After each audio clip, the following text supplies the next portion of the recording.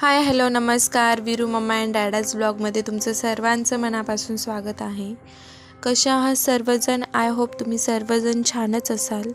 Video शेवटपर्यंत बघा. आवडल्यास लाईक करा, शेअर करा आणि माझ्या चॅनलला सबस्क्राईब करायला विसरू नका.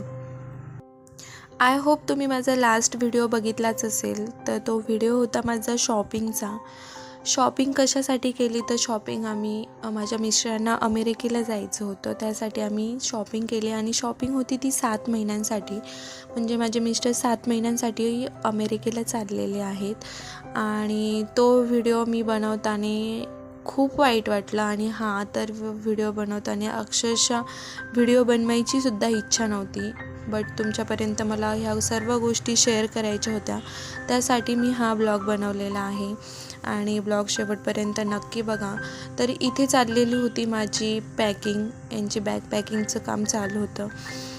बॅग पॅकिंग करताना असले विचार मनामध्ये येत होते की असं वाटत होतं की नाही, नको आता यांना तिकडे पाठवायला. खूप झालं, खूप वर्षापासून जात आहे. म्हणजे ते आत्ता हे एक कंप्लीट 7 वर्ष झाले असेल. 7 वर्षापासून बाहेर आहेत. आत्तापर्यंत ते ऑस्ट्रेलियाला होते आणि इकडे अमेरिकेला फर्स्ट टाईम जात आहेत. आणि बॅग भरताना माझ्या सासूबाई होत्या, माझ्या मावस सासू पण होत्यात, मिस्टर होते आणि माझा मुलगा होता. मुलगा आता माझा झालेला आहे 5 वर्षांचा. आता 6वं वर्ष त्याला लागलेलं आहे. त्याला खूप समजतं ह्या सगळ्या गोष्टी. आणि आता त्यांना जायच्या आधी तो 1 महिन्यापासून सारखा बोलत होता की बाबा तुम्ही जाऊ नका, आता तुम्ही इथेच थांबा. म्हणजे त्याला जेव्हा आम्ही सांगितलं की नाही बाबू, तुझं शिक्षण आहे, परीचं शिक्षण आहे, त्यासाठी आता बाबांना जावं लागणार ना, असं त्याला समजून सांगत होते. तर बोलतो की बाबा नाही, मी ना आता इथून पुढे ना खर्च कमी करत जाईल, पण तुम्ही तिकडे जाऊ नका. म्हणजे एवढे छोटे मुलं असतात ना, यांना ह्या सगळ्या गोष्टी खूप कळतात. आणि ह्याच वयामध्ये खरं तर मुलांना त्यांचे आईवडील जवळ हवे असतात.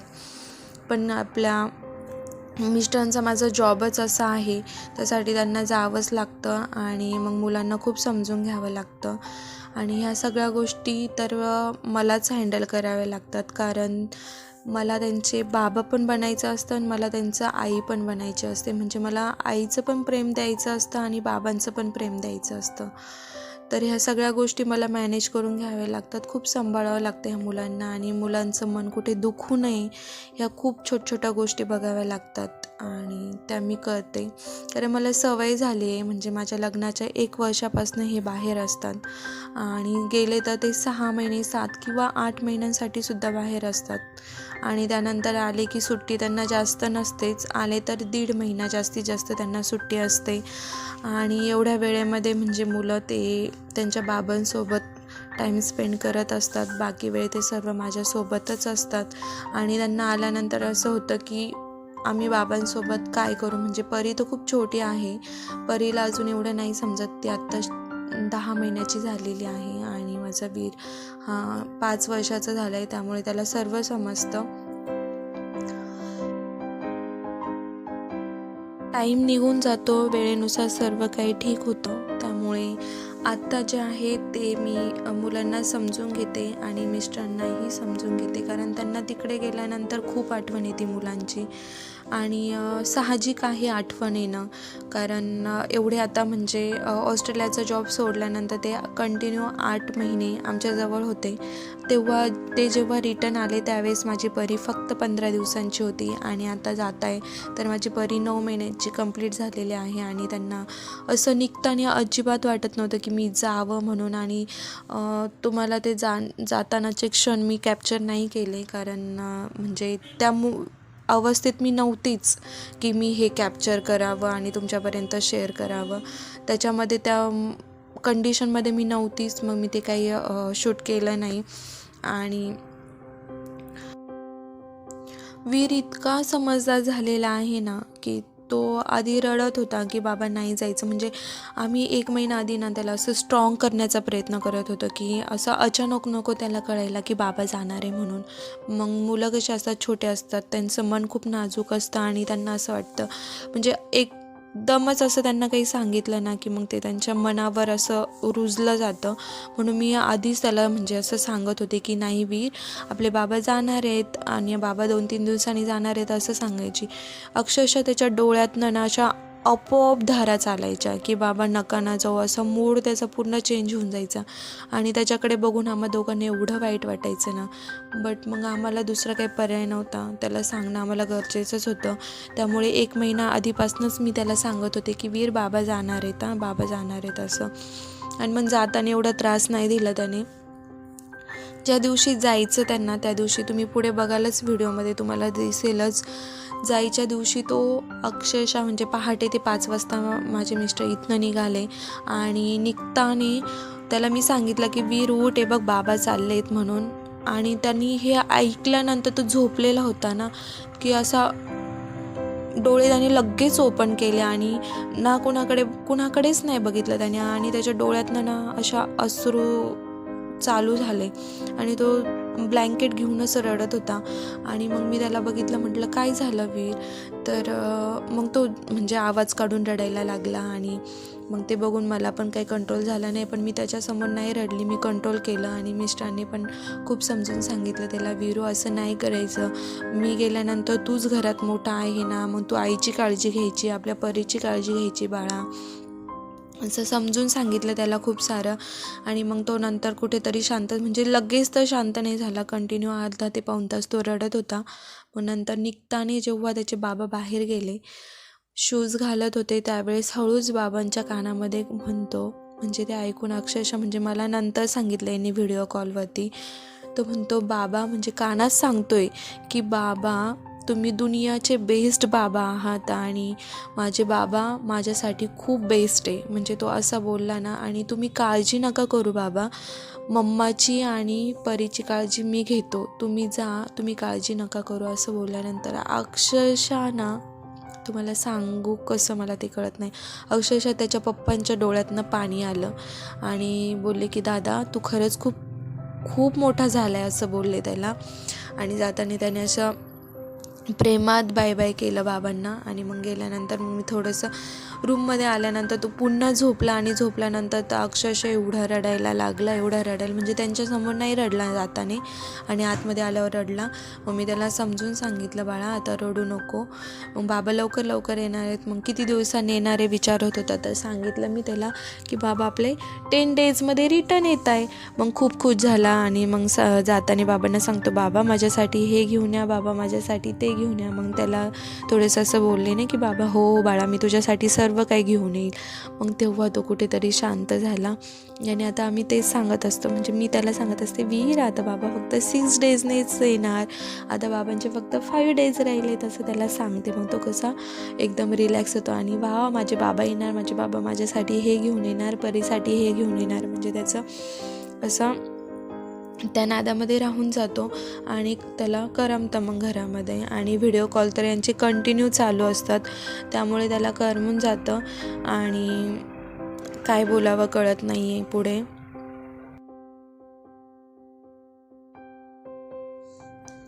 मिस्टर ह्यावेळेस 8 महिने सुट्टीसाठी होते, म्हणजे सुट्टी म्हणजे अशी सुट्टी नाही म्हणता येणार, कारण इकडे अमेरिकेच्या याच्यासाठी व्हिजा, पासपोर्ट वगैरे त्या सगळ्या गोष्टींसाठी खूप वेळ गेला. आणि त्या सुट्टीमध्ये आम्ही खूप एन्जॉय केलं, म्हणजे अक्षरशः माझ्या लग्नाला झालेले आहेत 7 वर्ष, म्हणजे 7वं वर्ष चालू आहे. 7 वर्षामध्ये आम्ही जेवढं सोबत नाही राहिलो तेवढं ह्या सुट्टीमध्ये राहिलो, म्हणजे 8 महिने सुट्टी होती.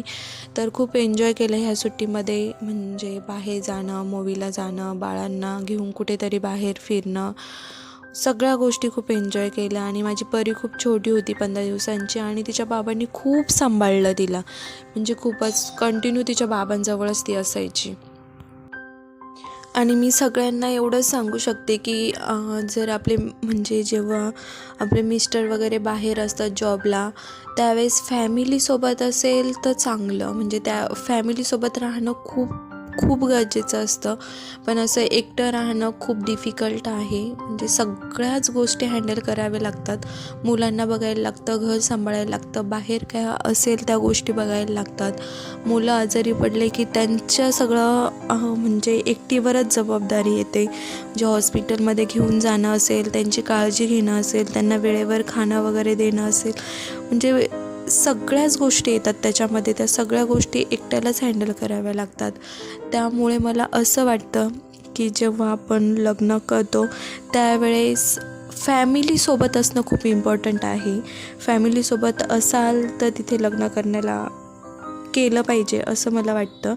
कारण आपण दोघं ॲडजस्ट करू शकतो, म्हणजे मिस्टर वाईफ ॲडजस्ट करू शकतात. बट जेव्हा मुलं होतात त्यावेळेस त्यांना समजून घेणं एवढं पण सोपं नाही आहे. त्यांना खूप प्रेम करावं लागतं, प्रेम द्यावं लागतं. दोघांचंही प्रेम एकट्यालाच द्यावं लागतं. आणि मिस्टर बाहेर राहतात म्हणजे ते काय एवढे खुश नसतात की हां बाबा मी बाहेर असतो म्हणून खुश आहेत, असं काही नसतं. ते त्यांच्या फॅमिलीसाठीच करत असतात की आपले फॅमिली व्यवस्थित राहिली पाहिजे, सगळ्या गोष्टी त्यांना भेटल्या पाहिजे, मुलांना पण सगळ्या गोष्टी वेळेवर भेटल्या पाहिजेत. म्हणजे कुठे कमी नको पडायला मी ह्यासाठी ते खूप स्ट्रगल करत असतात. खरं तर मिस्टर म्हणजे प्रत्येकाच्या घरी तेच असतं की नको बाबा आपल्या मुलांचं सगळं एज्युकेशन वगैरे छान झालं पाहिजे, त्यांना सगळ्या गोष्टी वेळेवर भेटल्या पाहिजेत, त्यासाठी करत असतात. आणि हे तर माझ्या मिस्टरांकडे बघून मला तर खूप अनुभवायला भेटलेला आहे. म्हणजे जाताना जर अक्षरशः त्यांचा चेहरा बघितला तर असं वाटतं की नाही, यांना जाण्याची बिलकुल इच्छा नाही आहे मुलांना सोडून किंवा फॅमिलीला सोडून, पूर्ण फॅमिलीला सोडून जाणं एवढं सोपं नाही आहे. बट ते आमच्याकडे बघूनच ह्या सगळ्या गोष्टी करत असतात. म्हणजे मला काय म्हणायचं हे मी शब्दात नाही सांगू शकत, पण तुम्हाला कळलंच असेल मला काय बोलायचं आहे. जाऊ द्या असं.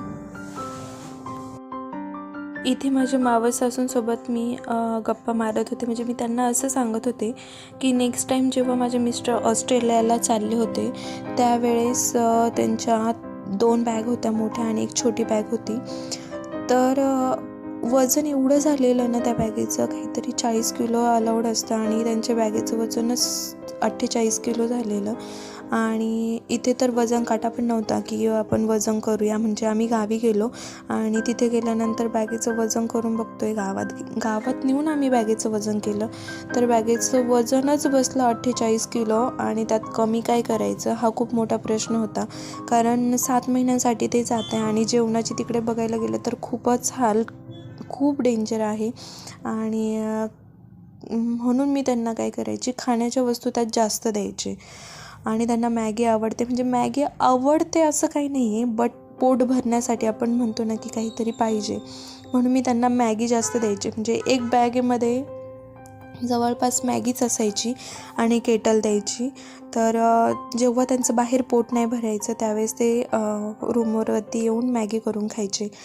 पण ह्यावेळेस असं झालं की इकडे असं केटल वगैरे अलाउड नव्हती नेण्यासाठी, म्हणून मग आमचं मॅगीचं पण कॅन्सल झालं. आणि खाण्याच्या वस्तू पण खूपच कमी होत्या, कारण ते पण एवढं काही अलाउड नव्हतं तिकडे नेणं. मग ते केटल वगैरे मी इथेच ठेवली आणि त्यामुळेच एकच बॅग ह्यावेळेस घेऊन गेले, ही मोठी बॅग आणि एक छोटी बॅग, बस एवढंच.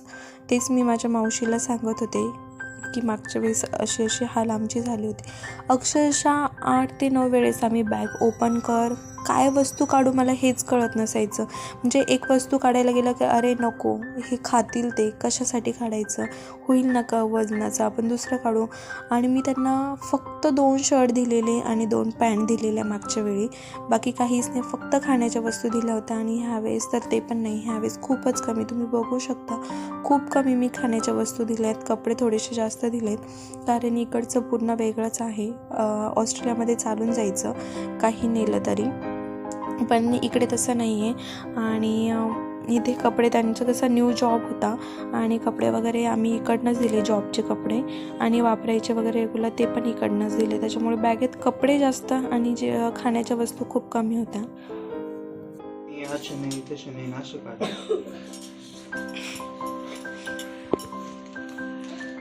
व्हिडिओ टाकून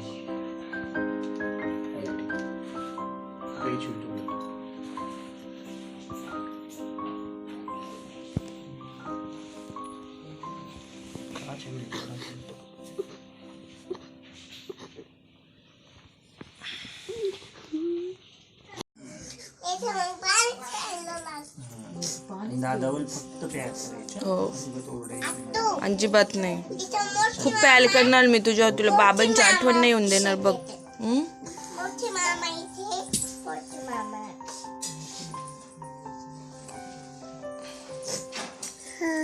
दादावले प्यार करायचे. दादा माझं स्ट्रॉंग भाऊ. ए भाऊ, गुड मॉर्निंग. हा गुड मॉर्निंग. बघ बोल कशी हसून बाय करते बाबांना. अच्छा गुड बाय छाल का कलायचं. हा जो पाहिलं पप्पा गेला. पप्पा आजा आजा आजा. पप्पा गेला. पप्पा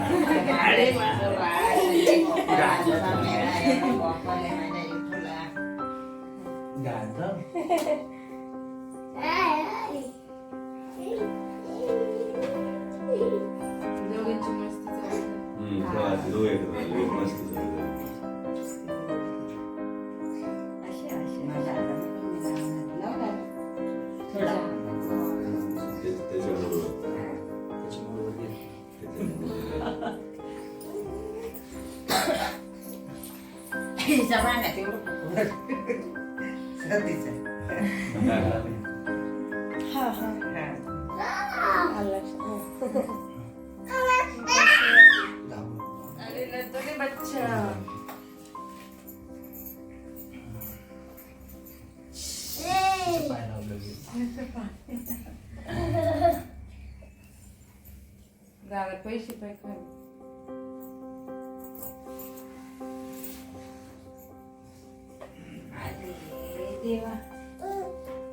आजीशी बोलत अरे देव चला कृष्णा चला पुण्याला गेलो तर कृष्णाला घरी घर पाहून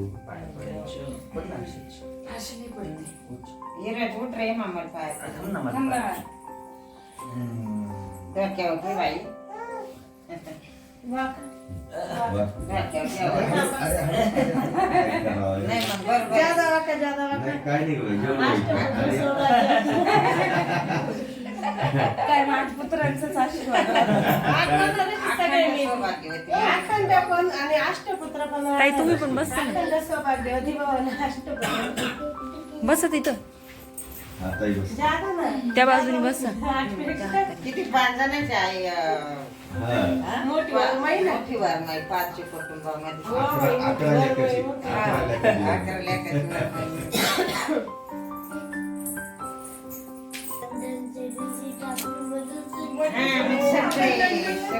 आम्ही लंडनला जाणार आहे. पुढल्या वर्षी सगळ्याला घेऊन जा. आता सगळ्यांना सगळे जाणार. आपल्या किती बॅग असणार मग. तुला कोको देऊ का?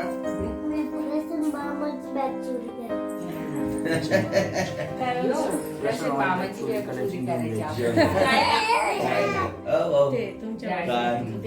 इकडे यायचं तुला बस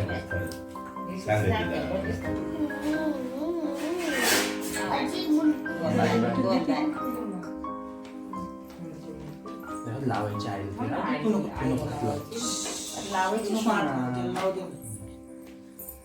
तिकडे बस सोफ्यावर.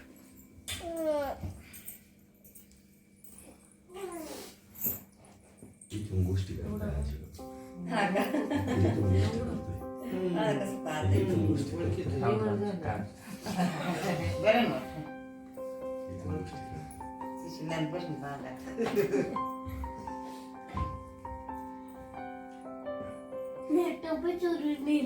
आता शिकवर चांगली दिसायला आमच्या शिवाय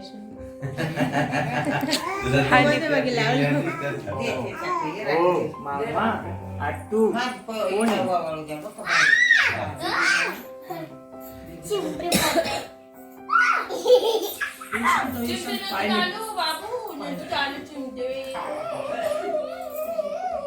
हा जांभळं येऊ राहिले तुम्हाला लवकर उठले